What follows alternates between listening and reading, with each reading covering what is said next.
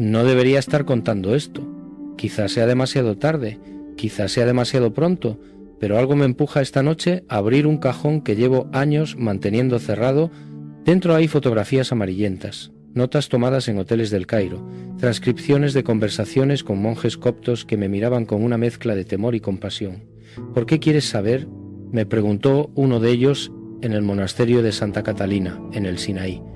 ¿Por qué insistes en buscar lo que todos prefieren olvidar? No supe qué responderle entonces.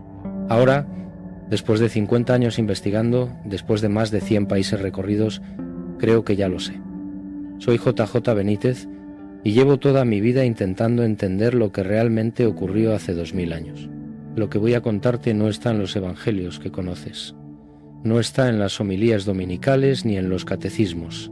Está sepultado en textos que la Iglesia decidió ocultar, en pergaminos que ardieron en bibliotecas antiguas, en susurros de comunidades cristianas que fueron perseguidas hasta el exterminio.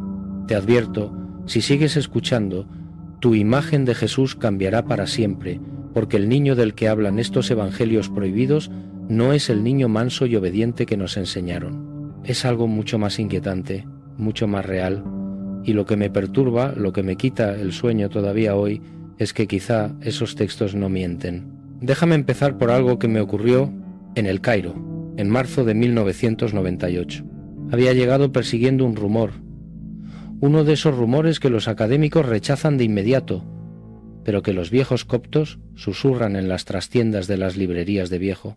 Me habían dicho que en una colección privada, en las afueras de la ciudad, existía un fragmento de papiro que reproducía parte del Evangelio de Tomás, pero no la versión que todos conocemos, no esa que se descubrió en Nag Hammadi en 1945, sino otra más antigua, más completa, más peligrosa. Había dicho mi contacto, un anticuario sirio con ojos de ave rapaz. Recuerdo que hacía un calor insoportable aquella tarde. El dueño de la colección me recibió en una casa de paredes descascarilladas, con cortinas que apenas dejaban pasar la luz. Era un hombre mayor, enfermo, que tosía cada 2 frases. Me mostró el papiro con manos temblorosas.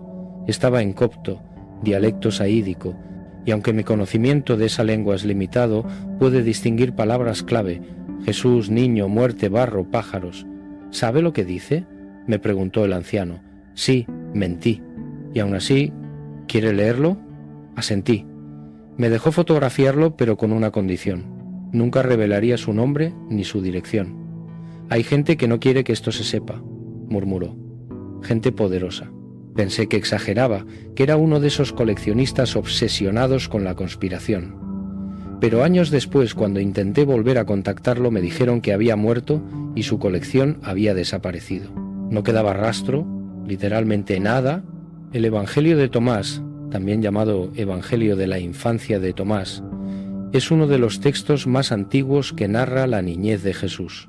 No confundir con el Evangelio de Tomás gnóstico, que es otra cosa completamente diferente. Este, del que te hablo, fue escrito probablemente en el siglo II, quizá antes. Algunos investigadores lo datan incluso en el año 150, apenas un siglo después de la muerte de Cristo. Es decir, estamos hablando de un documento más cercano a los hechos que muchas de las epístolas que sí se incluyeron en el canon oficial. ¿Por qué entonces fue rechazado? ¿Por qué la Iglesia decidió que no debía formar parte de la Biblia? La respuesta oficial es que contiene elementos fantásticos, milagrosos, que no encajan con la teología ortodoxa. Pero yo creo que hay otra razón, una razón más profunda, más inquietante. Este Evangelio muestra a un Jesús niño que todavía no ha aprendido a controlar su poder. Un niño que mata, que maldice, que resucita, que modela pájaros de barro y los hace volar, un niño que aterroriza a sus vecinos. Y eso, amigos míos, no encaja con la imagen que la Iglesia quiere proyectar. Déjame contarte la primera historia que aparece en este Evangelio. Jesús tiene 5 años. Está jugando junto a un arroyo en Nazaret. Es sábado, día sagrado para los judíos, día en el que está prohibido trabajar. Jesús se agacha, toma barro del suelo y comienza a modelar.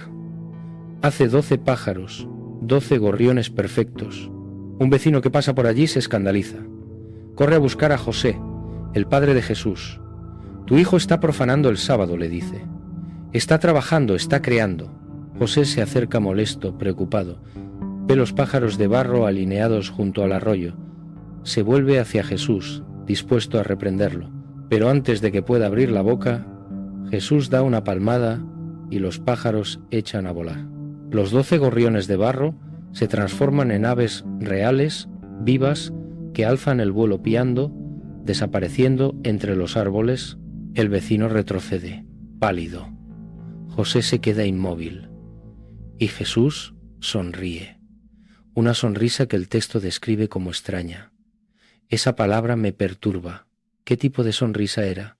¿Inocente? ¿Consciente de lo que acababa de hacer? ¿O algo intermedio, algo que ni siquiera el propio Jesús comprendía todavía? He pensado mucho en esa escena. He intentado imaginarla, visualizarla. ¿Qué sintió José en ese momento? Miedo, orgullo, confusión. Los evangelios canónicos apenas hablan de José. Aparece en el nacimiento, en la huida a Egipto, en el episodio del templo cuando Jesús tiene 12 años y luego desaparece. Nunca se menciona en la vida pública de Cristo. Se asume que murió antes. Pero estos evangelios apócrifos, estos textos prohibidos, nos muestran a un José humano, vulnerable, asustado. Un carpintero de un pueblo perdido que de repente se encuentra criando a un niño que no es como los demás, un niño que puede hacer cosas imposibles y que todavía no sabe cuándo debe hacerlas y cuándo no, porque lo que sigue en el relato es aún más perturbador. Otro niño, jugando cerca del arroyo, toma un palo y destruye las pozas de agua que Jesús había hecho. Jesús se enfurece. ¿Por qué has hecho eso?, le grita. ¿Por qué has destruido lo que yo hice? El otro niño se ríe. Y entonces Jesús dice: te secarás como un árbol sin fruto. Nunca más darás hojas ni raíces. Y el niño cae al suelo, muerto. Así, sin más. Los padres del niño corren, gritan, lloran, rodean el cuerpo sin vida de su hijo. Miran a Jesús con horror. Tu hijo es un demonio, le gritan a José. Llévalo lejos de aquí. Y José, el bueno de José, toma a Jesús de la mano y lo lleva a casa. Y el texto dice que José le tiró de la oreja y le dijo: ¿por qué haces estas cosas? La gente nos odia, nos van a expulsar del pueblo. Y la respuesta de Jesús, amigos míos, es escalofriante. Sé que estas palabras no son tuyas. Por ti guardaré silencio, pero ellos recibirán su castigo. ¿Qué significa eso? ¿Qué quiere decir estas palabras no son tuyas? ¿Está Jesús diciendo que entiende que José está asustado, que lo dice por presión social? ¿O está diciendo algo más profundo, más teológico, que José no es realmente su padre? Durante años he dado vueltas a ese pasaje. Lo he leído en griego, en copto, en latín, en siríaco, y siempre me deja la misma sensación de incomodidad, como si Jesús, incluso siendo niño, ya supiera, ya entendiera, ya fuera consciente de que no era como los demás, de que su padre real no estaba allí, de que José era solo un custodio, un protector nada más. He hablado con teólogos, con historiadores, con psicólogos infantiles. Les he preguntado: ¿es posible que un niño de 5 años tenga esa conciencia? La mayoría me dice que no, que es imposible, que ese texto fue escrito por alguien que proyectaba retroactivamente la divinidad de Cristo sobre su infancia, que es una construcción teológica, no un relato histórico. Pero hubo un psicólogo, un alemán que trabajaba con niños superdotados, que me dijo algo que no he olvidado. Si ese niño realmente tenía capacidades excepcionales, me dijo, si realmente podía hacer cosas que desafiaban las leyes naturales, entonces su desarrollo psicológico sería completamente diferente. No sería un niño normal, ni siquiera sería un niño superdotado normal. Sería algo que nunca hemos visto. Y probablemente sí tendría conciencia de su diferencia desde muy temprano, dolorosamente temprano. Esa conversación me persigue todavía, porque si ese psicólogo tenía razón, si Jesús realmente fue un niño con poderes divinos, entonces su infancia no fue la infancia idílica que nos han contado, fue una pesadilla. Fue un proceso aterrador de autodescubrimiento, de aprender a controlar algo que ni siquiera comprendía, de despertar cada mañana sabiendo que era diferente, que podía matar con una palabra, que podía crear vida con un pensamiento, y que la gente a su alrededor lo temía, lo odiaba, quería que se fuera. Déjame ser honesto contigo. No sé si estos textos son reales, no sé si Jesús realmente hizo esas cosas, pero lo que sí sé es que estos evangelios nos muestran algo que los canónicos ocultan. Nos muestran el proceso, la evolución, el aprendizaje. Nos muestran a un Dios que tuvo que aprender a ser humano, o a un humano que tuvo que aprender a ser Dios. Y eso, para mí, es infinitamente más fascinante que la imagen perfecta, intocable, que nos han vendido durante 2000 años. Hay otra historia en el Evangelio de Tomás que me ha quitado el sueño durante años. Ocurre poco después del episodio del niño que muere. Jesús tiene ahora 6 años. Está caminando por el pueblo cuando un niño corre y choca contra él, accidentalmente, sin mala intención. Jesús cae al suelo, se levanta furioso y le dice al niño: «No seguirás tu camino». Y el niño cae muerto en el acto. Las madres del pueblo empiezan a gritar: «No dejéis que vuestros hijos jueguen con él», dicen. «Es un asesino». Y entonces se acercan a María, la madre de Jesús, y le dicen: «No puedes seguir viviendo aquí. Tu hijo mata a nuestros hijos. O lo educas o te vas». Y María llora. El texto dice literalmente que María llora, que toma a Jesús entre sus brazos y le suplica: «¿Por qué haces estas cosas? ¿Por qué nos haces sufrir así?». Y Jesús no responde, se queda en silencio, mirándola. Y esa mirada, según el texto, hace que María sienta frío. Esa palabra me obsesiona. ¿Qué tipo de mirada hace que una madre sienta frío al ver a su hijo? He sido padre. Sé lo que es mirar a los ojos de un niño. Y nunca he sentido frío. Ternura, sí. Preocupación, a veces. Amor, siempre. Pero frío, eso es otra cosa. Eso es inhumano. Y quizá ese sea el punto, quizá ese sea el mensaje oculto de estos evangelios, que Jesús en su infancia todavía no era completamente humano, todavía no había aprendido la empatía, la compasión, la medida, todavía era un ser de poder puro, sin filtro, sin control, como un niño que juega con fuego sin entender que puede quemar, solo que en este caso el fuego era la capacidad de dar y quitar vida. Después de esa escena, el texto nos cuenta que José decide llevar a Jesús a la escuela, a una escuela judía, con un maestro llamado Zaqueo. José espera que la educación, la disciplina, la socialización ayuden a su hijo. Le dice al maestro: «Tómalo, enséñale las letras. Es inteligente pero difícil». Zaqueo acepta. Lleva a Jesús al aula, le muestra el alefato, el alfabeto hebreo, comienza Alef, y espera que Jesús repita, pero Jesús se queda en silencio. Zaqueo insiste: «Di Alef». Silencio. Zaqueo empieza a irritarse. «No oyes», di Alef. Y entonces Jesús habla, pero no dice Alef. En lugar de eso, le pregunta al maestro: «Si realmente conoces el Alef, dime primero qué es el Bet». El maestro se queda perplejo. «¿Cómo voy a enseñarte el Bet si no conoces el Alef?». Y Jesús sonríe. Esa sonrisa extraña otra vez. Dice: «Quien no conoce el Alef, ¿cómo puede enseñar el Bet?». Y entonces comienza a explicar, comienza a hablar sobre el significado profundo de las letras hebreas, sobre su simbolismo, sobre su origen, sobre su relación con la creación del mundo. El texto dice que todos los presentes se quedaron maravillados y aterrorizados. Esa combinación de emociones me parece perfecta. Maravilla y terror, porque es exactamente lo que uno sentiría ante un niño de 6 años que habla como un rabino anciano, como un sabio, como alguien que ha vivido 1000 vidas. El maestro Zaqueo sale corriendo del aula, busca a José y le dice: «No puedo enseñarle.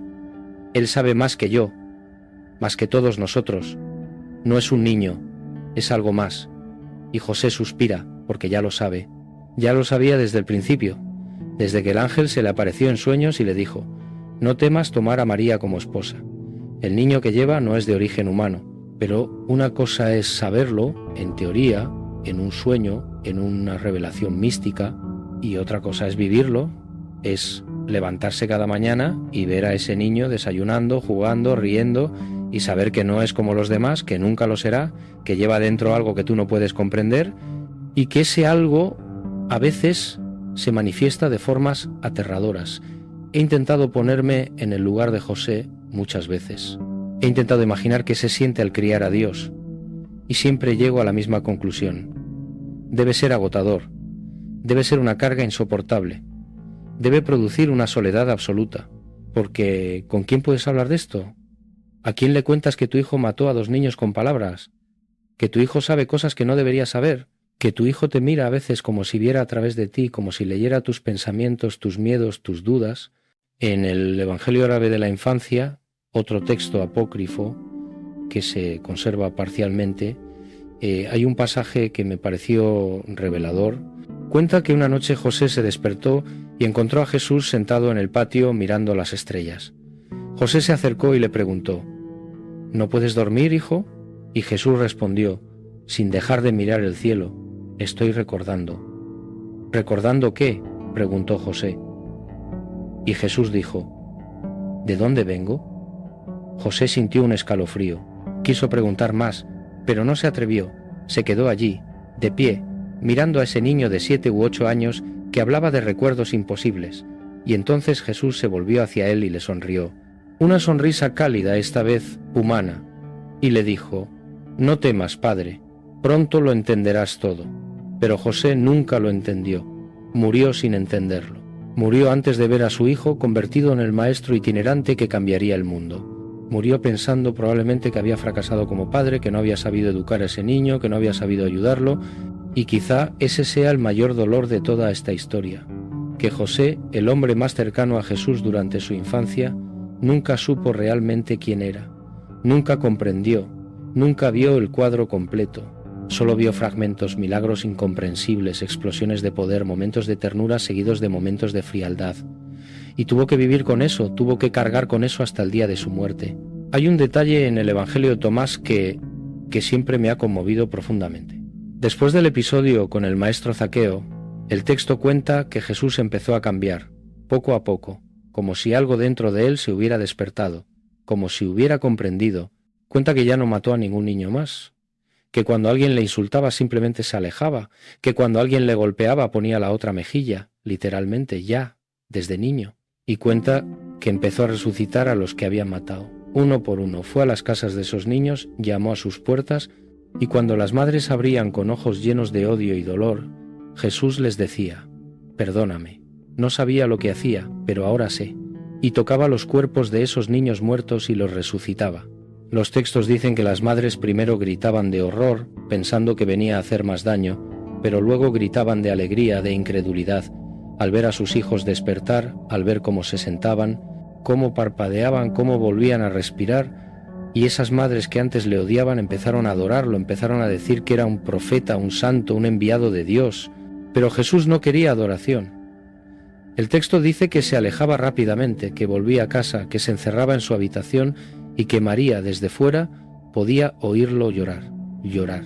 Un Dios que llora, un niño divino que llora porque ha comprendido lo que ha hecho, porque ha sentido quizá por primera vez el dolor que causó, la ausencia que provocó, el vacío que dejó en esas familias.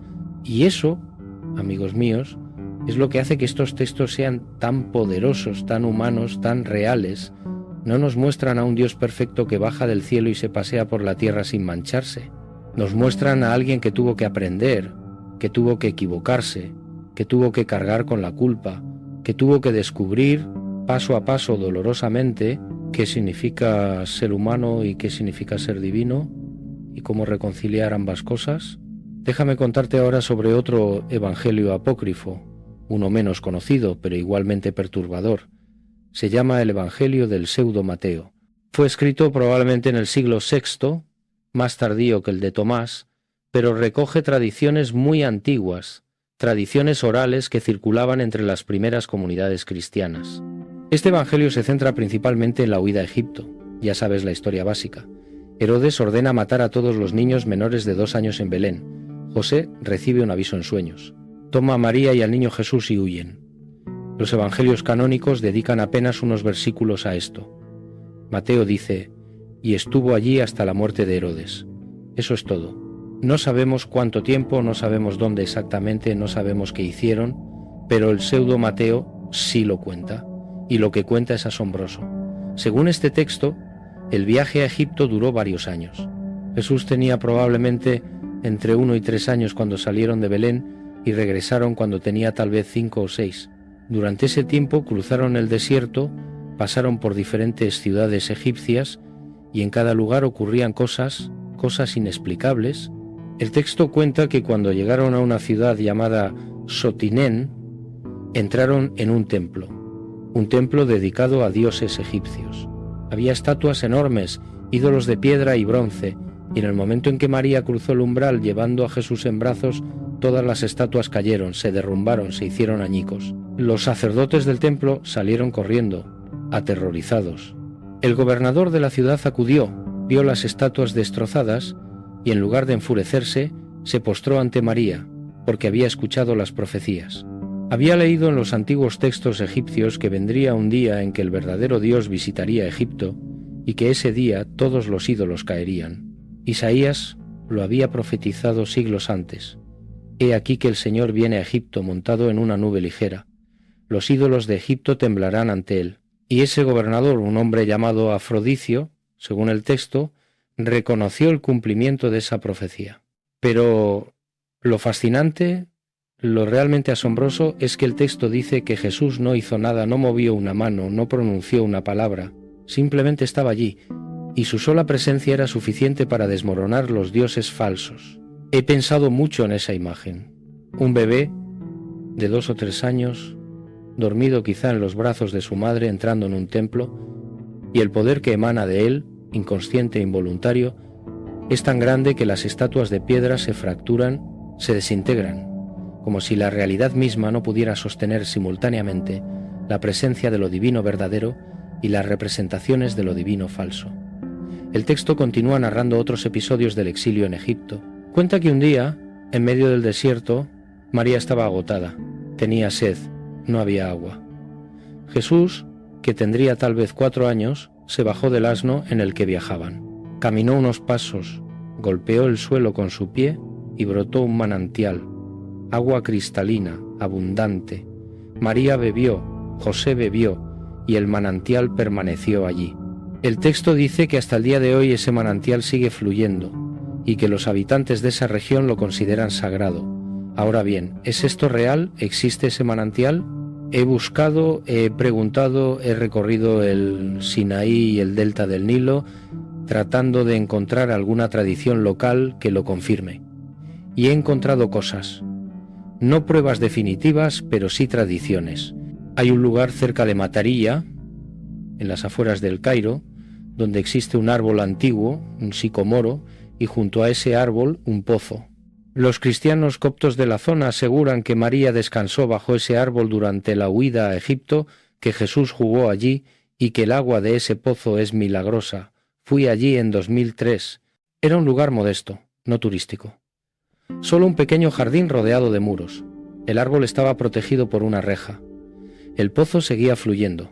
Hablé con el guardián, un anciano copto que hablaba algo de inglés. Le pregunté sobre la tradición y me dijo: mi abuelo me contó que su abuelo le contó que siempre, desde tiempos inmemoriales, los cristianos vienen aquí porque aquí estuvo él. Le pregunté si creía en los milagros. Me miró con ojos cansados y me dijo: ¿usted ha visto el agua? Estamos en el desierto. Todo alrededor es seco, pero este pozo nunca se seca. Nunca. ¿Eso no es un milagro? No supe qué responder. Tal vez tenía razón. Tal vez el verdadero milagro no es el espectáculo, no es la estatua que cae o el muerto que resucita.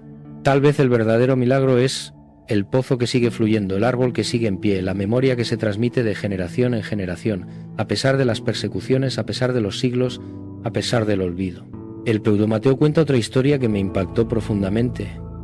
Dice que durante el viaje por el desierto se encontraron con una banda de ladrones, hombres peligrosos, asesinos. El jefe de los ladrones se llamaba Dimas y su segundo al mando, Gestas. Nombres que deberías recordar. Cuando vieron a la pequeña familia, a José anciano, a María joven, al niño, decidieron robarles. Los rodearon. Dimas se acercó con la espada desenvainada, pero cuando miró a Jesús, algo ocurrió. El niño lo miró a los ojos y Dimas sintió algo que nunca había sentido. No miedo, no. Sintió paz. Una paz inexplicable, una sensación de que ese niño lo conocía, de que lo veía, no lo que había hecho, sino lo que podría llegar a ser, y Dimas bajó la espada y les dijo a sus hombres: «Dejadles ir». Gestas protestó: «¿Estás loco? Son extranjeros. Nadie los echará de menos». Pero Dimas insistió, y les dejaron pasar. El texto dice que María, agradecida, le dijo a Dimas: «El Señor te sostenga con su mano derecha y te conceda el perdón de tus pecados». Y entonces ocurre algo extraordinario. Jesús, que tendría 3 o 4 años, mira a Dimas y le dice: «Dentro de 30 años, madre, verás a este hombre junto a mí». María no entiende. Dimas tampoco, pero sigue su camino. Y aquí viene lo asombroso. 30 años después, cuando Jesús es crucificado en el Gólgota, hay 2 hombres crucificados con él, uno a su derecha, otro a su izquierda. Sus nombres, según Lucas, son Dimas y Gestas, el buen ladrón y el mal ladrón.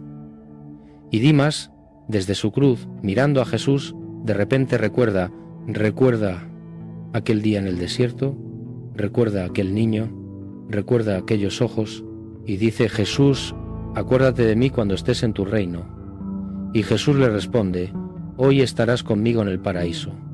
¿Es esta historia real? No lo sé, probablemente no. Probablemente es una construcción teológica posterior, un intento de dar sentido a la presencia de los ladrones en la crucifixión. Pero lo que me fascina no es si ocurrió literalmente. Lo que me fascina es lo que revela que las primeras comunidades cristianas creían en la continuidad. Creían que la vida de Jesús no era una serie de episodios inconexos. Era una trama, un tejido donde cada encuentro, cada mirada, cada palabra se conectaba con todo lo demás. Donde nada era casualidad, donde el niño que perdonó al ladrón en el desierto es el mismo hombre que lo perdonó desde la cruz. Y esa coherencia, esa belleza narrativa me parece más verdadera que cualquier dato histórico. Hay otro detalle en el Pseudo-Mateo que me conmovió.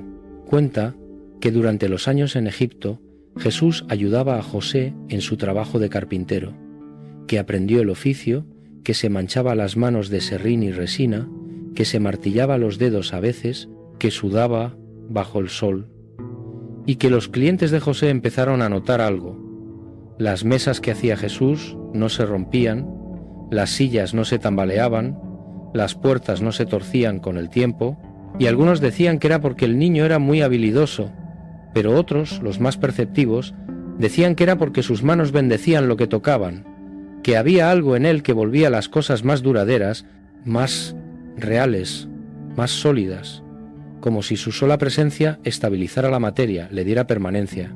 Y eso me hace pensar, me hace preguntarme si Jesús realmente era Dios encarnado, ¿cómo afectaba eso a su vida cotidiana? ¿Las plantas crecían más rápido donde él caminaba? ¿El pan que tocaba duraba más sin enmohecerse? ¿El agua que bebía se volvía más limpia? Los evangelios apócrifos dicen que sí. Dicen que su divinidad se filtraba, se derramaba, se manifestaba incluso en las cosas más mundanas. Y eso tiene sentido, porque si realmente era el verbo por el cual todas las cosas fueron hechas como dice Juan, entonces su presencia en el mundo no podía ser neutral. Tenía que afectar, tenía que transformar, aunque fuera sutilmente, aunque fuera invisiblemente, aunque él mismo no fuera consciente. Ahora tengo que hablarte de un texto que me costó años conseguir. Se llama El Evangelio Armenio de la Infancia.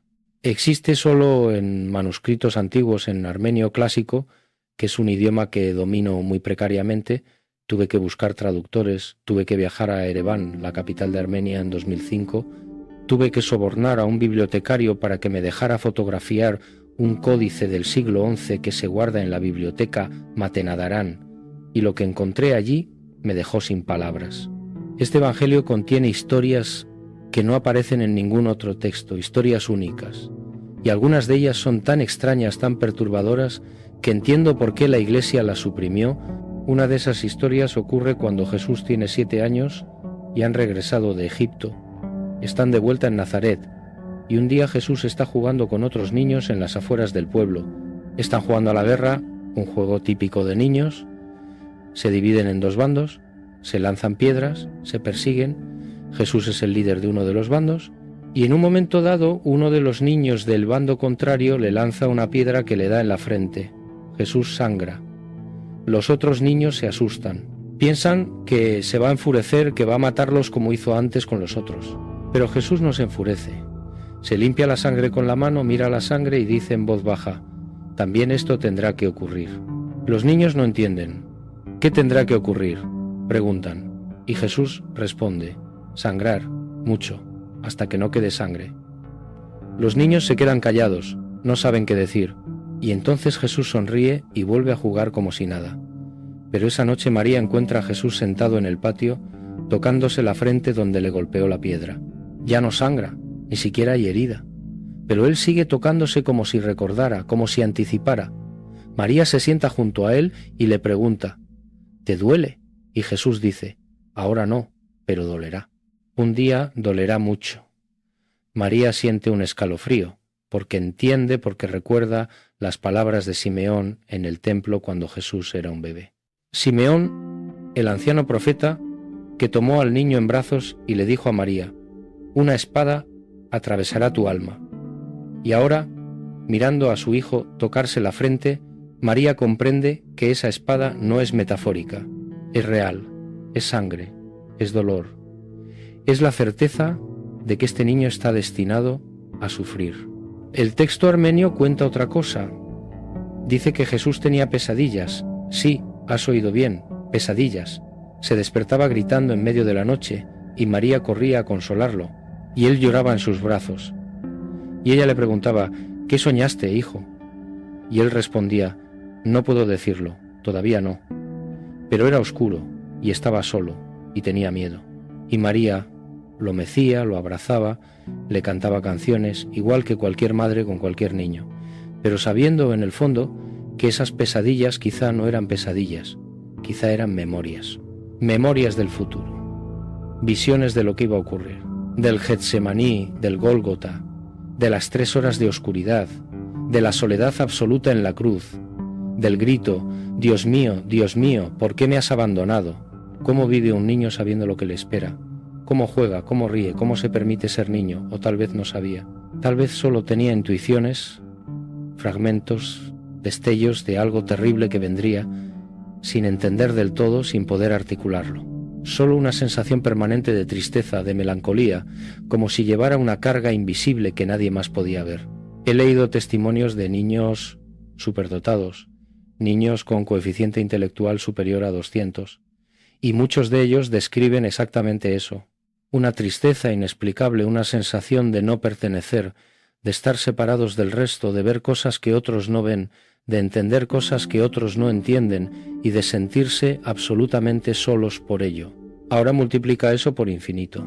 Imagina un niño que no solo es más inteligente que los demás, sino que es el creador de los demás, que lleva dentro la conciencia que formó las galaxias, que contiene la memoria del principio del tiempo, y que al mismo tiempo tiene que aprender a caminar, a hablar, a controlar sus esfínteres, a no asustarse de la oscuridad, a no llorar cuando se raspan las rodillas.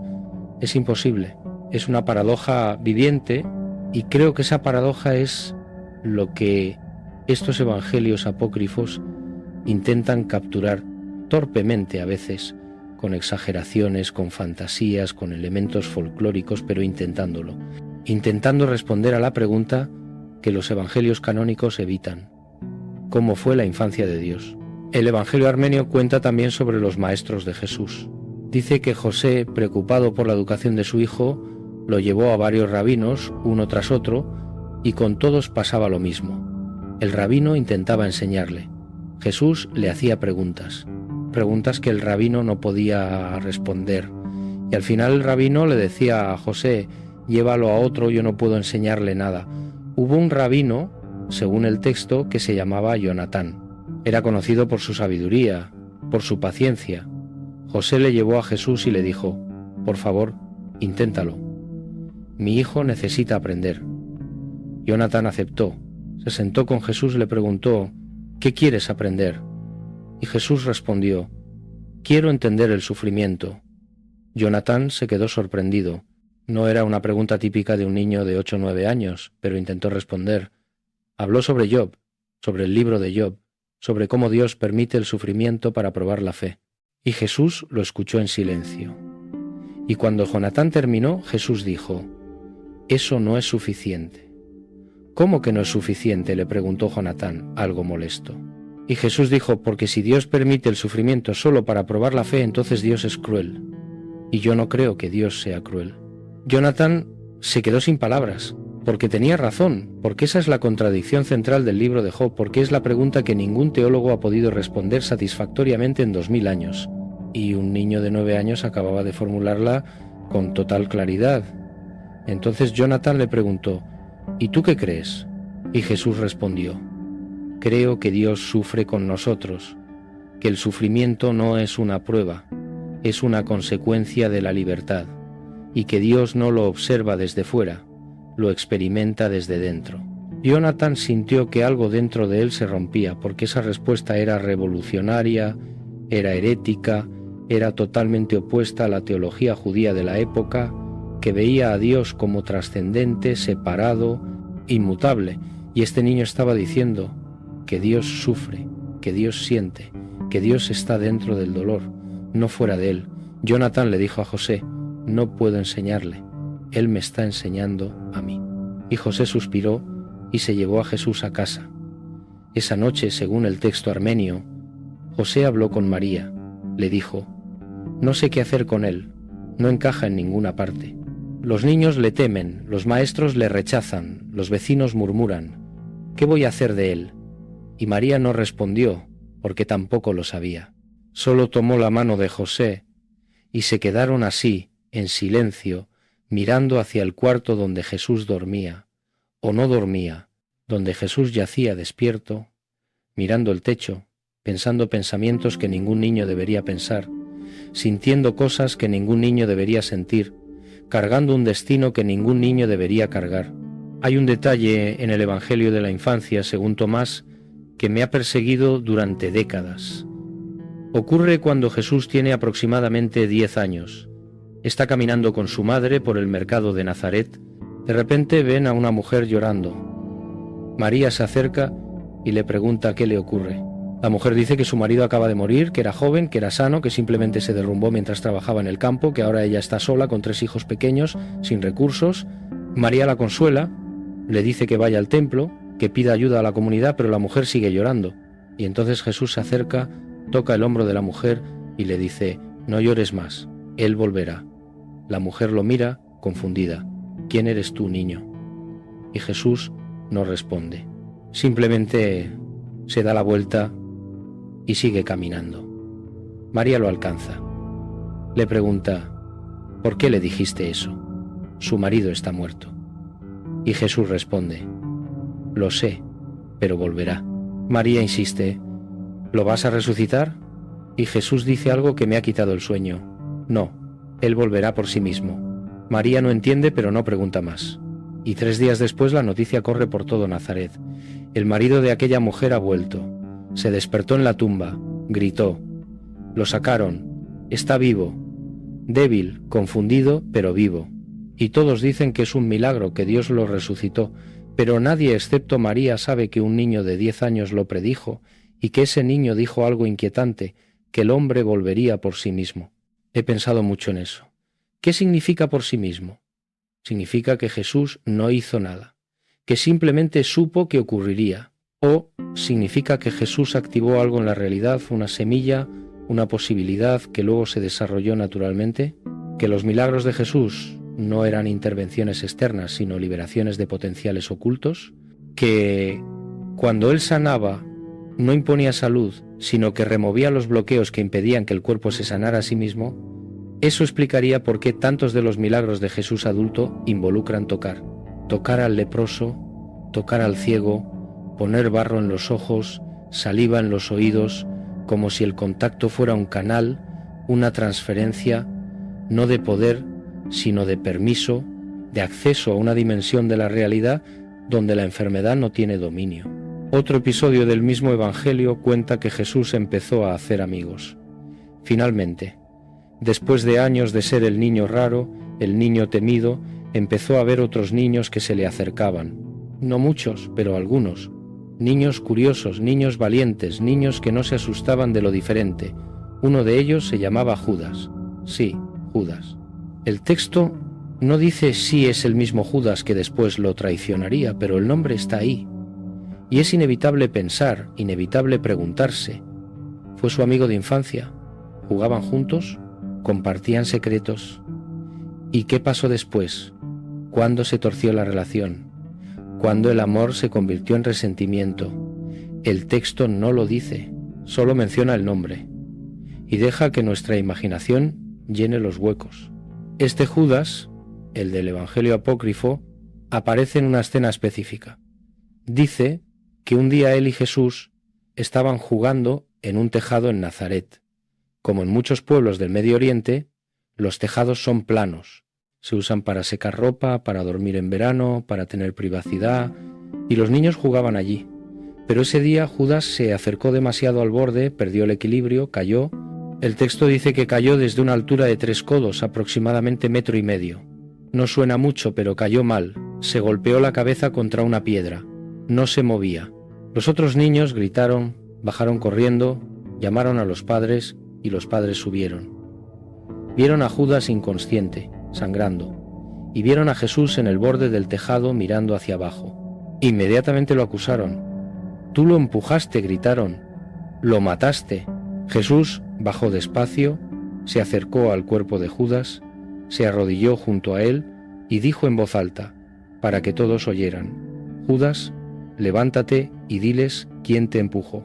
Y Judas abrió los ojos, se sentó, miró a su alrededor aturdido, miró a Jesús y dijo: «Nadie me empujó, yo me caí solo, Jesús no me tocó». Y entonces volvió a tumbarse y cerró los ojos, y murió, esta vez de verdad. Y Jesús no lo resucitó otra vez, solo se levantó, miró a los adultos que lo habían acusado, y se fue. El texto dice que nadie lo siguió, que se quedaron allí, en silencio, mirando el cuerpo de Judas y preguntándose qué acababan de presenciar. Esa historia me perturba por varias razones. Primero, porque Jesús resucitó a Judas solo el tiempo suficiente para que testificara su inocencia, y luego lo dejó morir otra vez, como si la vida solo tuviera valor instrumental, como si el único propósito de ese breve regreso fuera aclarar un malentendido. Y segundo, porque ese niño, ese Judas, despertó en el borde entre la vida y la muerte. Vio algo, tuvo que ver algo. ¿Qué vio? ¿A dónde fue durante esos momentos en que estuvo muerto? ¿Y qué sintió al volver? ¿Alivio? ¿Terror? El texto no lo dice. Solo dice que abrió los ojos, habló y murió. Y que Jesús se fue, como si eso fuera suficiente, como si su inocencia fuera lo único que importaba. Pero hay otra lectura posible, una lectura más compasiva. Quizá Jesús le dio a Judas la oportunidad de decir la verdad, de liberarlo a él, a Jesús, de una acusación falsa, y al hacerlo, le dio a Judas un último acto de bondad, un último momento de lucidez, un último regalo antes del fin. Y quizá eso para Jesús era lo más importante. No mantenerlo vivo, sino honrarlo, respetar su palabra, dejar que la verdad fuera lo último que saliera de sus labios. He aprendido algo en estos 50 años de investigación. He aprendido que la verdad es más importante que el milagro, que la integridad es más importante que el espectáculo, y que Jesús incluso de niño ya lo sabía.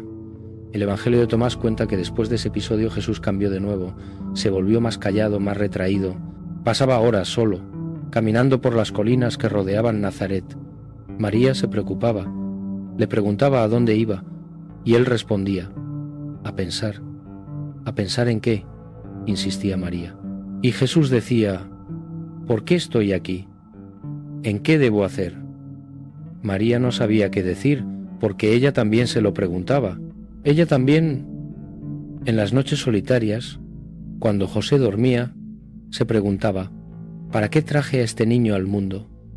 ¿Qué se supone que debe hacer? ¿Y cómo puedo ayudarlo si ni siquiera entiendo qué es? Un día, según el texto, Jesús le dijo a María: «Madre, no llores más por mí». María se sorprendió: «¿Cómo sabes que lloro?». Y Jesús dijo: «Porque yo también lloro por dentro donde nadie puede ver. Y esa imagen me destroza. Un niño de 11 o 12 años diciendo que llora por dentro donde nadie puede ver, llevando un dolor secreto, una tristeza invisible. Y María lo abrazó y le dijo: «No estás solo, yo estoy contigo». Y Jesús respondió: «Lo sé, pero un día no estarás. Un día estaré completamente solo. Y ese día, madre, recuerda que esto fue necesario». María no entendió, pero guardó esas palabras en su corazón, como había guardado todas las demás. Todas las palabras extrañas, todas las profecías crípticas, todos los momentos en que su hijo había dicho cosas que no tenían sentido, guardándolas, esperando, confiando en que algún día todo se aclararía. Déjame hablarte ahora del episodio más famoso de la infancia de Jesús, el único que aparece en los evangelios canónicos, el único que Lucas consideró suficientemente importante como para incluirlo. Jesús tiene 12 años. Es la edad en que un niño judío se convierte oficialmente en adulto, en que asume la responsabilidad de cumplir la Torá, en que se convierte en bar mitzvah. José y María, como buenos judíos, suben a Jerusalén para la fiesta de la Pascua. Llevan a Jesús con ellos. Es un viaje de varios días desde Nazaret. Caminan en caravana con otras familias del pueblo. Jerusalén está abarrotada. Peregrinos de toda Judea, de Galilea, de la diáspora convergen en la ciudad santa. El templo es un hervidero de actividad. Sacrificios, cantos, oraciones, el olor a incienso y sangre. Lucas cuenta que después de la fiesta José y María emprenden el regreso. Asumen que Jesús está con ellos, en alguna parte de la caravana. No era raro. Los niños caminaban juntos, jugaban, los adultos conversaban entre sí, pero al final del primer día de viaje, cuando acampan para pasar la noche, María busca a Jesús, no lo encuentra. Pregunta a otros niños, no lo han visto. Pregunta a otras familias, nadie sabe dónde está. El pánico se apodera de ella. José organiza una búsqueda, nada. Y entonces comprenden, se quedó en Jerusalén. Vuelven. 3 días les lleva a regresar y buscarlo. 3 días de angustia, de recorrer las calles, de preguntar a comerciantes, a guardias, a rabinos. Nada. Hasta que finalmente alguien les dice: «He visto un niño en el templo. Está con los maestros. Lleva días allí». Entran en el templo y lo encuentran. Está sentado en el centro de un semicírculo de ancianos, doctores de la ley, rabinos prestigiosos, fariseos, y Jesús está haciéndoles preguntas y respondiendo a las suyas. Y el texto dice que todos los que lo oían estaban asombrados de su inteligencia y de sus respuestas. María se abre paso entre la multitud, llega hasta él y con una mezcla de alivio y enojo le dice: «Hijo, ¿por qué nos has hecho esto? Tu padre y yo te hemos buscado angustiados». Y Jesús la mira y dice algo que debe haberla herido profundamente. «¿Por qué me buscaban? ¿No sabían que debo ocuparme de los asuntos de mi padre?». Y Lucas añade: «Pero ellos no comprendieron lo que les decía». No comprendieron, después de todo lo que habían visto después del ángel, del nacimiento, de los pastores, de los magos, de la huida a Egipto, de todos los años criando a este niño extraño, todavía no comprendían. Y creo que esa es una de las líneas más honestas de todo el Evangelio, porque la verdad es que probablemente nunca comprendieron, nunca del todo. José y María fueron testigos de lo divino, pero siguieron siendo humanos, limitados, confundidos, asustados, y su hijo, poco a poco, se les estaba escapando. Se estaba convirtiendo en algo que no podían alcanzar, en alguien que no les pertenecía, que nunca les perteneció, que era de otro padre. Los evangelios apócrifos añaden detalles a este episodio.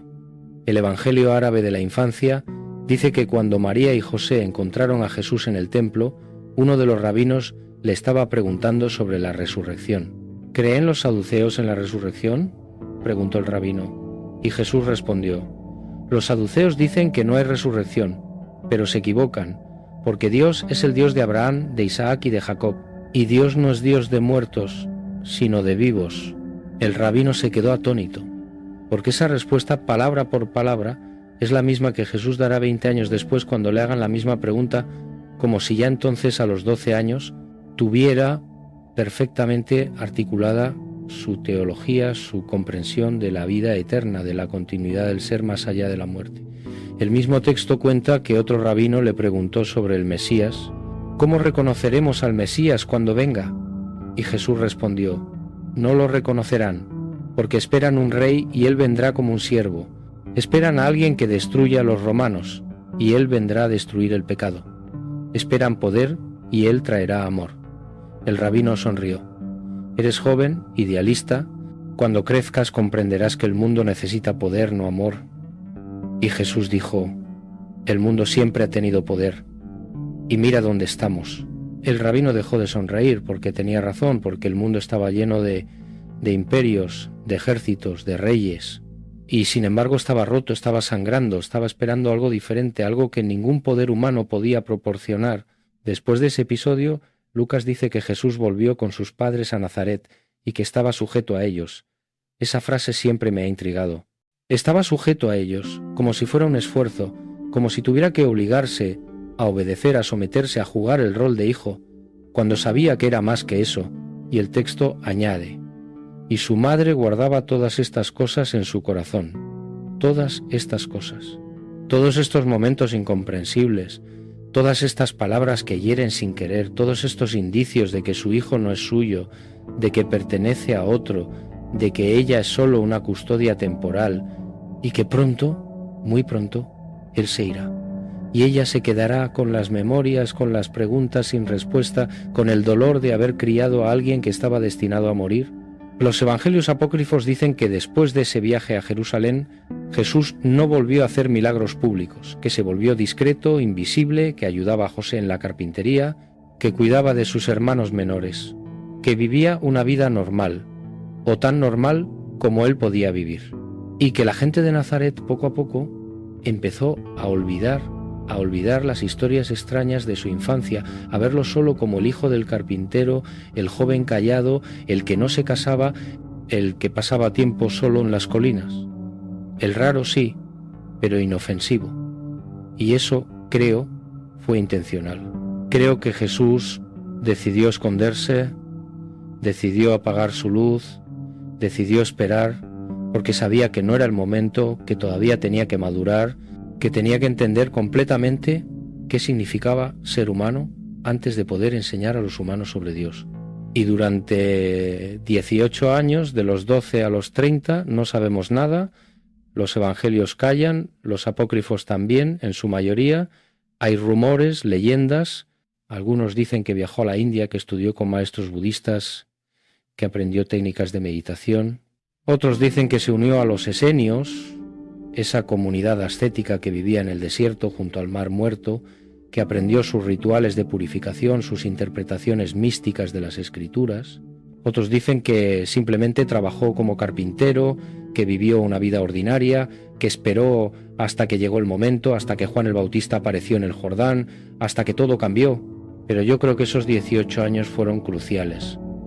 Fueron los años en que Jesús aprendió a ser humano, completamente humano, a sentir cansancio, hambre, soledad, tentación, duda, a experimentar la lentitud del tiempo, la frustración de las limitaciones físicas, la tristeza de ver a la gente sufrir sin poder hacer nada, porque si intervenía, si hacía milagros, atraería atención.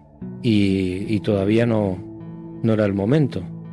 Así que tuvo que vivir con eso, con la tensión entre lo que podía hacer y lo que debía hacer, entre lo que era y lo que parecía ser. Y esa tensión, creo, fue su verdadera cruz antes de la cruz de madera. Fue la cruz invisible que cargó durante 30 años. La cruz de ser Dios y tener que comportarse como si no lo fuera. Hay una última historia que quiero contarte. No está en ningún evangelio apócrifo. La escuché de boca de un monje copto en el monasterio de San Antonio, en el desierto egipcio, en 2001. Era un hombre muy viejo, tal vez 90 años. Me invitó a tomar té en su celda y mientras bebíamos en silencio de repente me dijo: ¿sabes qué es lo más triste de la infancia de Jesús? Le dije que no, y él respondió que nunca tuvo infancia. Me quedé esperando que explicara, y después de un largo silencio continuó: los niños son inocentes porque no saben. No saben del mal, no saben del dolor, no saben de la muerte. Pero Jesús sabía, desde el principio sabía, no podía no saber. Y por eso, aunque su cuerpo era de niño, su alma nunca lo fue. Esas palabras me golpearon, porque tenía razón. Si Jesús realmente era Dios encarnado, entonces desde el momento en que su conciencia se formó en ese pequeño cuerpo, llevaba dentro el conocimiento de todo. Del principio y del fin, del bien y del mal, de cada pecado que se había cometido y se cometería, de cada dolor que se había sentido y se sentiría. No tenía el lujo de la inocencia. No tenía el regalo de descubrir el mundo poco a poco, con asombro, con curiosidad. Ya lo sabía todo. Y tenía que pretender que no. Tenía que actuar como si aprendiera, como si se sorprendiera, como si experimentara cosas por primera vez, cuando en realidad las había experimentado desde la eternidad. Le pregunté al monje, ¿cómo lo sabes? ¿Cómo sabes que así fue? Y él me miró con esos ojos hundidos, esos ojos que habían visto demasiado, que habían pasado décadas en silencio y oración, y me dijo, no lo sé. Es solo lo que siento cuando leo los evangelios, cuando leo entre líneas, cuando pienso en esos momentos en que Jesús llora. Llora junto a la tumba de Lázaro, llora sobre Jerusalén, llora en Getsemaní. ¿Por qué llora si sabe que Lázaro resucitará? Si sabe que Jerusalén será juzgada, si sabe que la cruz es necesaria, ¿por qué llora? Y entonces el monje dijo algo que me persigue todavía. Llora porque saber no es lo mismo que sentir. Y él, siendo Dios, decidió sentir. Decidió no solo conocer el dolor, sino experimentarlo. Y ese fue su verdadero sacrificio. No la cruz, sino la decisión de ser vulnerable. Nos quedamos en silencio durante mucho tiempo. El té se enfrió. La luz que entraba por la pequeña ventana cambió de ángulo. Y yo pensé en María. Pensé en cuántas veces debió ver a su hijo llorar, cuántas veces debió consolarlo, cuántas veces debió preguntarse qué lo atormentaba, qué pesadilla secreta llevaba dentro, qué futuro terrible ya anticipaba. Y no poder hacer nada. Solo abrazarlo, solo cantarle, solo estar ahí sabiendo que no era suficiente, que nunca sería suficiente, porque el dolor de su hijo no era un dolor que ella pudiera curar. Era un dolor cósmico. Era el dolor de Dios sintiendo lo que es no ser Dios, lo que es estar limitado, estar solo, estar sujeto al tiempo y al espacio y a la carne. El monje me acompañó hasta la puerta de su celda. Antes de que me fuera me dijo, los evangelios que la Iglesia rechazó, los que tú llamas apócrifos, no son herejía, son memoria. Son el intento de las primeras comunidades cristianas de no olvidar, de preservar las historias que los abuelos contaban a los nietos, las historias que se susurraban en las reuniones secretas cuando los romanos perseguían a los cristianos, las historias que no cabían en la teología oficial, pero que eran demasiado preciosas para perderse. Y sí, tienen errores, tienen exageraciones, tienen elementos folclóricos, pero también tienen verdad. Una verdad emocional, si no factual, una verdad sobre lo que significa que Dios se haga humano, completamente humano, peligrosamente humano. Le pregunté por qué la Iglesia lo rechazó entonces, y me dijo, porque daban miedo, porque mostraban a un Jesús que no encajaba en los moldes, un Jesús que cometió errores de niño, que aprendió, que evolucionó, y eso contradecía la imagen de un Cristo perfecto, inmutable, que nació sabiendo todo y siendo todo. Pero yo creo que esa imagen es falsa. Creo que empobrece a Cristo, porque si Él no tuvo que esforzarse, si no tuvo que aprender, si no tuvo que luchar consigo mismo, entonces su victoria no significa nada. Pero si Él luchó, si Él dudó, si Él tuvo miedo, si Él tuvo que descubrir paso a paso cómo ser el Hijo de Dios en un mundo roto, entonces su victoria lo significa todo, porque significa que nosotros también podemos. Me fui del monasterio al día siguiente. El monje murió un año después. Nunca volví a hablar con él, pero sus palabras quedaron. Y cada vez que leo los evangelios apócrifos, cada vez que leo esas historias extrañas de pájaros de barro que vuelan, de niños que mueren y resucitan, de maestros que no pueden enseñar a su alumno, pienso en él, pienso en lo que dijo. Y creo que tenía razón. Esos textos no son historia en el sentido estricto, no son biografía, son teología narrativa, son intentos de responder a la pregunta imposible: ¿cómo creció Dios? ¿Cómo aprendió Dios? ¿Cómo sufrió Dios? Y la respuesta que dan es dolorosamente, lentamente, humanamente. Hay una última cosa que ese monje me dijo antes de despedirnos. Me dijo: cuando leas esos evangelios, no busques hechos. Busca el corazón, busca la emoción, busca lo que esas historias revelan sobre María, sobre José, sobre los vecinos de Nazaret, sobre lo difícil que es vivir junto a lo sagrado, porque lo sagrado no es cómodo, no es seguro, es desconcertante, es desafiante.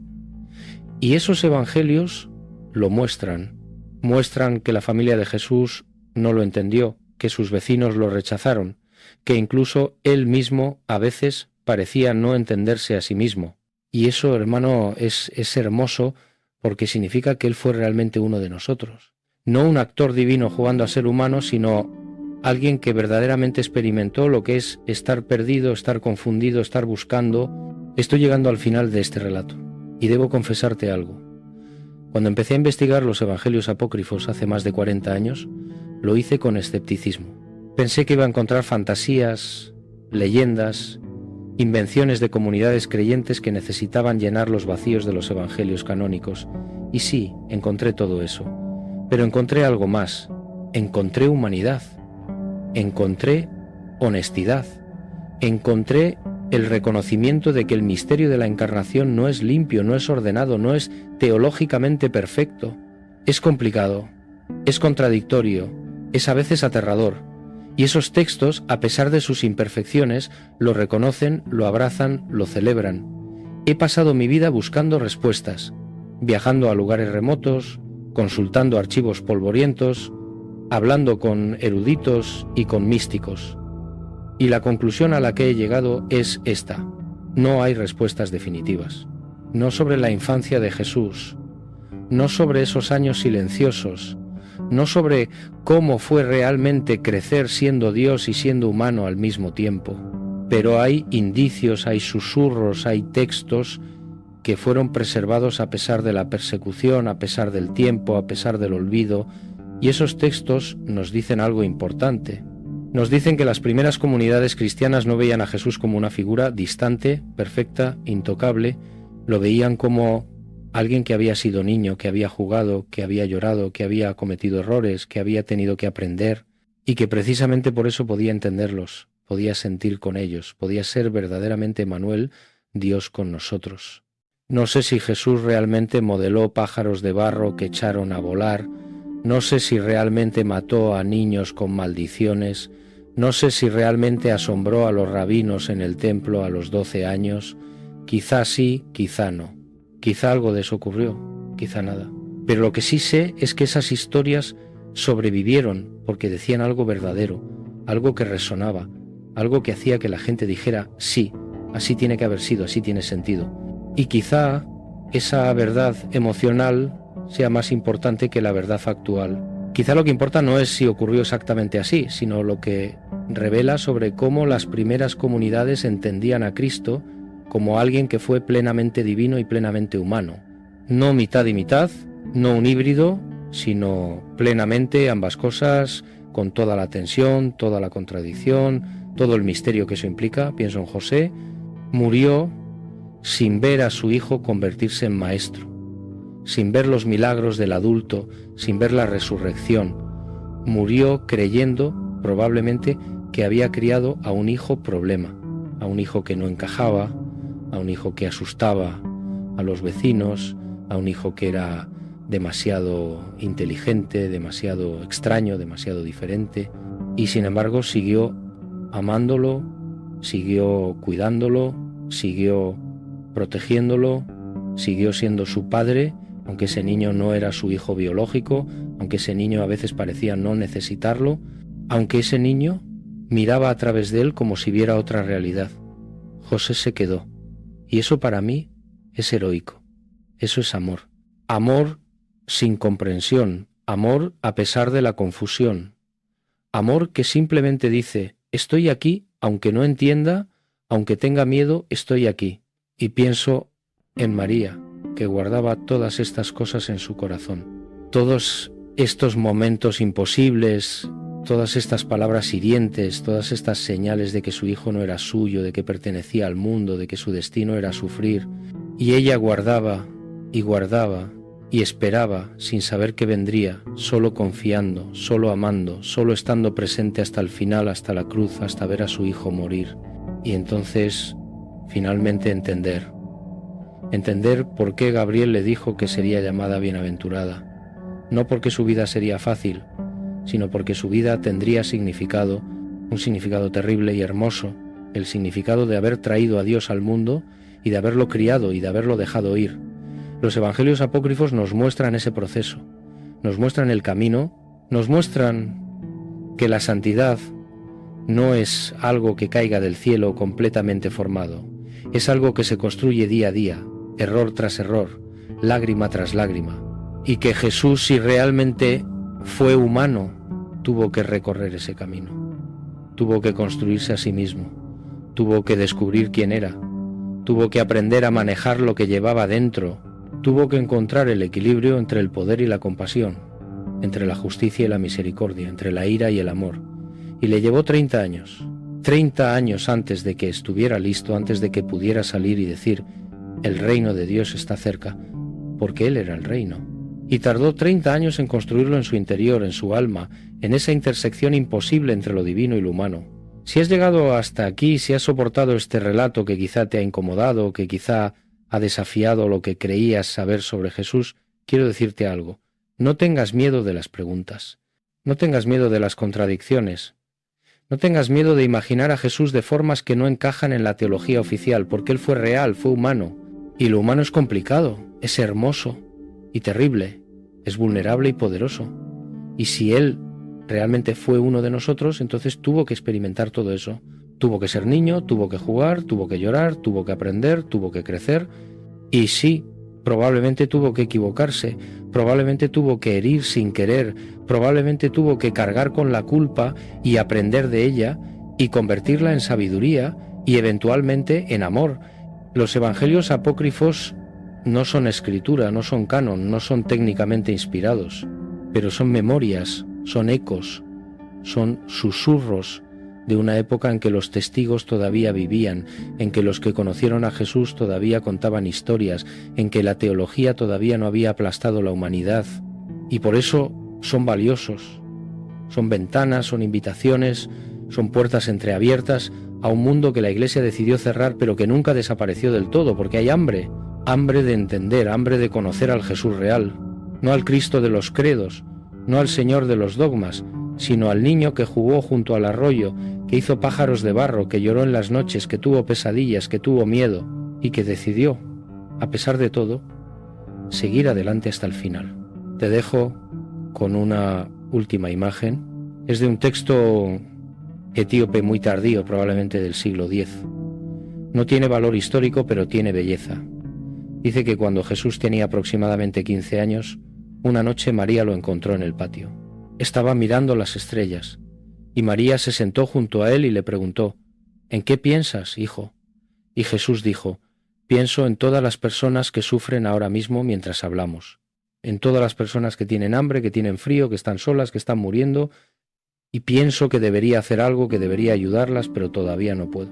Todavía no es el momento. Y María le tomó la mano y le dijo, llegará el momento, y cuando llegue lo harás, y será hermoso.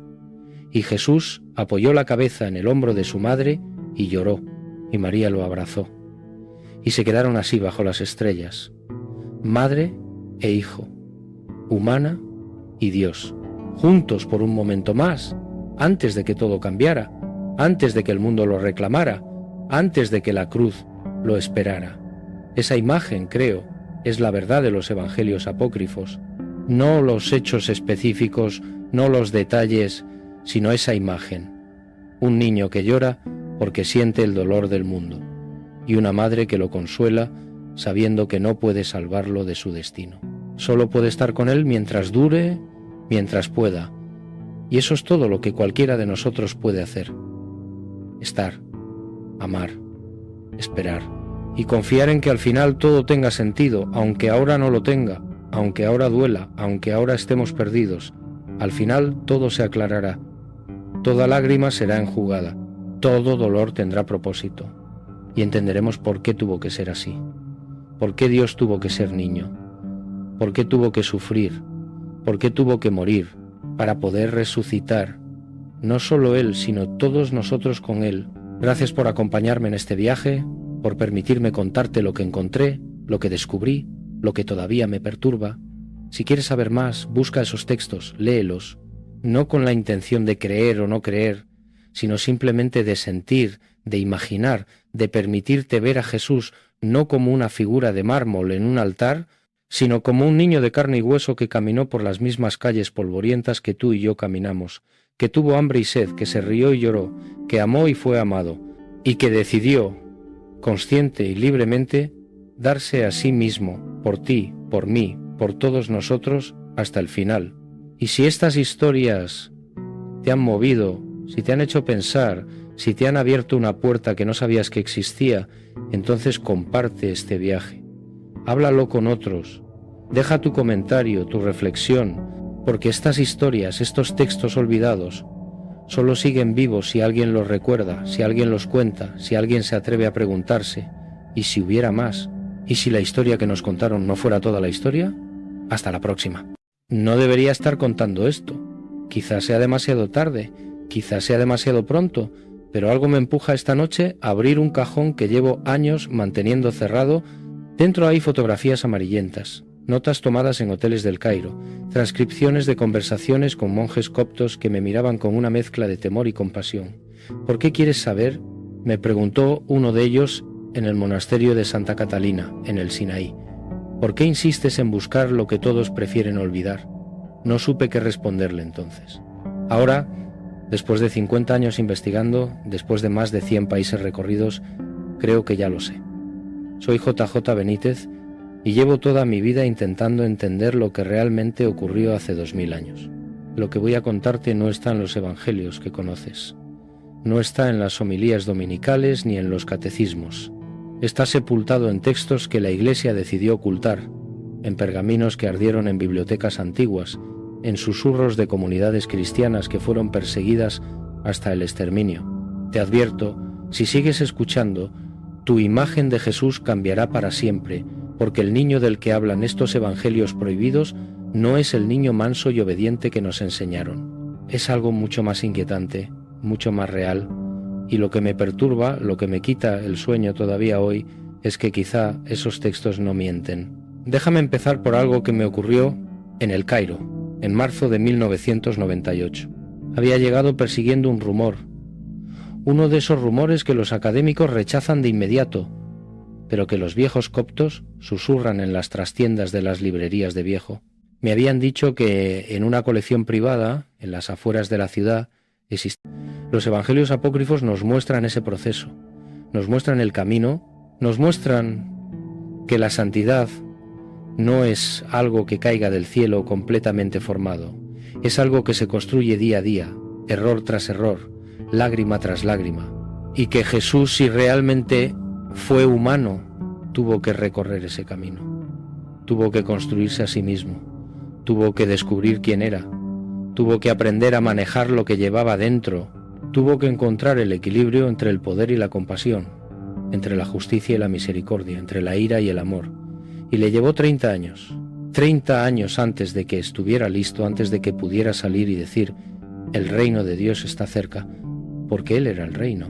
Y tardó 30 años en construirlo en su interior, en su alma, en esa intersección imposible entre lo divino y lo humano. Si has llegado hasta aquí, si has soportado este relato que quizá te ha incomodado, que quizá ha desafiado lo que creías saber sobre Jesús, quiero decirte algo. No tengas miedo de las preguntas. No tengas miedo de las contradicciones.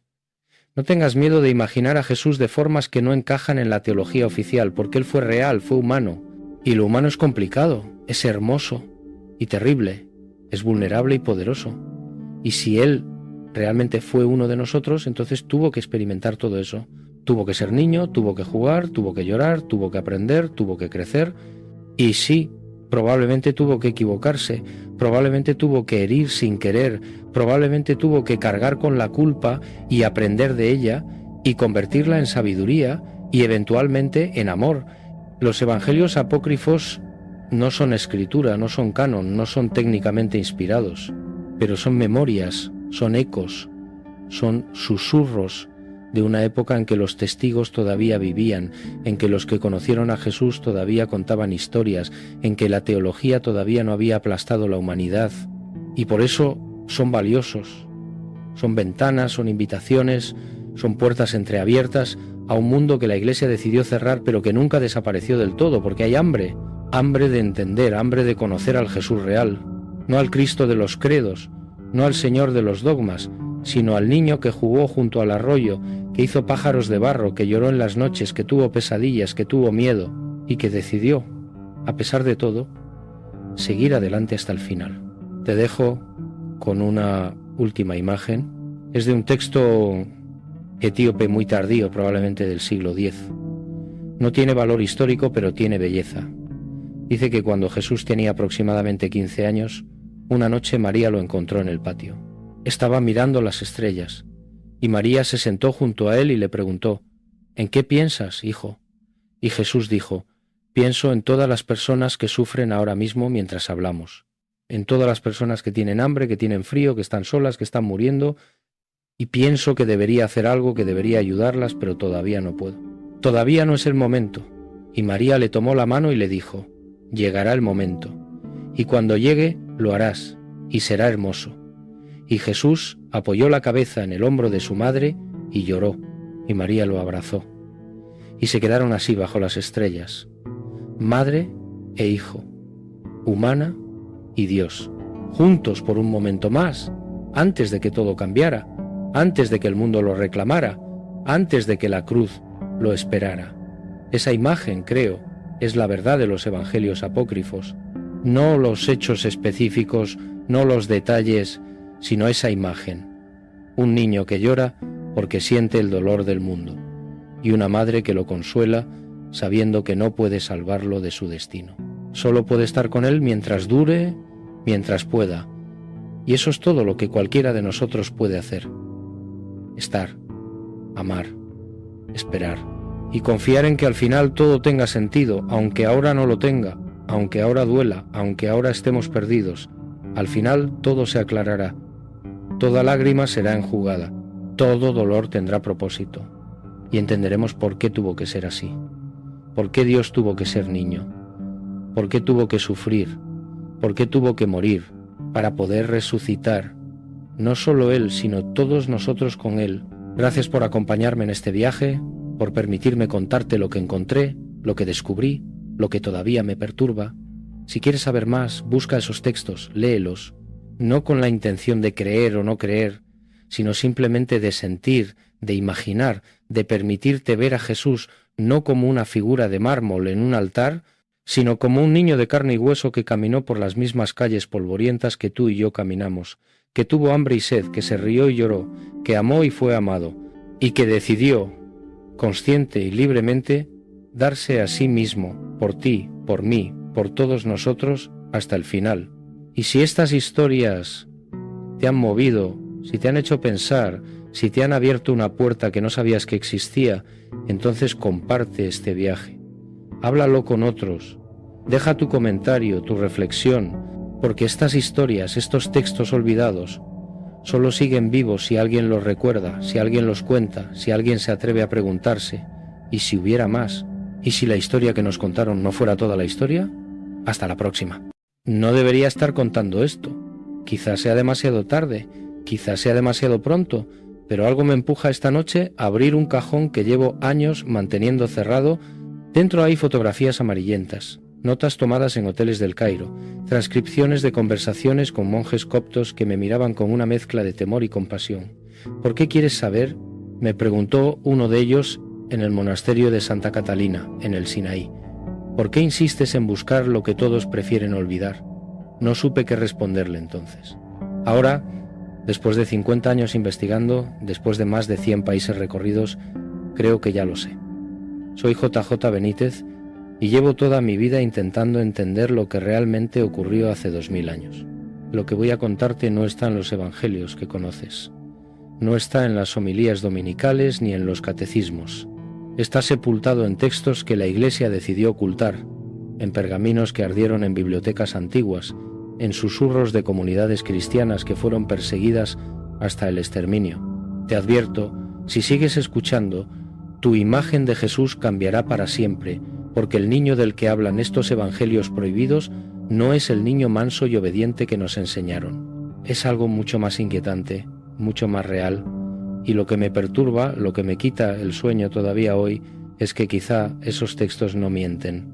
Déjame empezar por algo que me ocurrió en El Cairo, en marzo de 1998. Había llegado persiguiendo un rumor, uno de esos rumores que los académicos rechazan de inmediato, pero que los viejos coptos susurran en las trastiendas de las librerías de viejo. Me habían dicho que en una colección privada, en las afueras de la ciudad, existía